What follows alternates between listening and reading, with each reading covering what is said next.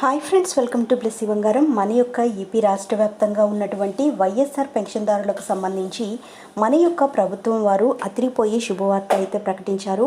అయితే కొంతమందికి 4,000 రూపాయలు, మరికొంతమందికి 10,000 రూపాయలు, మరికొంతమందికి 6,000 రూపాయలు పెన్షన్ అనేది పంపిణీ చేయబోతున్నారు. అయితే ఎవరు పంపిణీ చేయబోతున్నారు ఏంటి, దీనికి సంబంధించిన పూర్తి సమాచారం నేను మీకు తెలియజేస్తాను. మన ఛానల్ని మొదటిసారి చూస్తున్నట్లయితే ప్లీజ్ సబ్స్క్రైబ్ చేసుకోండి. గవర్నమెంట్ నుంచి వచ్చే ప్రతి చిన్న అప్డేట్ ఎప్పటికప్పుడు నేను మీకు తెలియజేస్తూ ఉంటాను.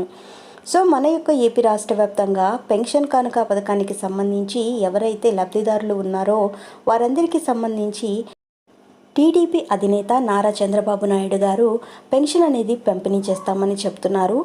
టీడీపీ నేత అధికారంలోకి వస్తే, అంటే టీడీపీ పార్టీ అధికారంలోకి వస్తే కనుక ప్రతి ఒక్కరు లబ్ధిదారునికి కూడా పెన్షన్లు అనేది పెంచుతారు. ఇప్పుడైతే మనకు 3,000 పెన్షన్ అనేది ఇస్తున్న సంగతి తెలిసిందే. అయితే ఎవరైతే పెన్షన్ లబ్ధిదారులు ఉన్నారో వారందరికీ 4,000 రూపాయల పెన్షన్ అయితే చేస్తామని చెప్తున్నారు. అలాగే ఎవరైతే వికలాంగులు, ఫిజికల్లీ హ్యాండిక్యాప్డ్స్ ఉన్నారో వారికి సంబంధించి 6,000 రూపాయల పెన్షన్ అనేది పంపిణీ చేస్తామని చెప్పడం జరిగింది.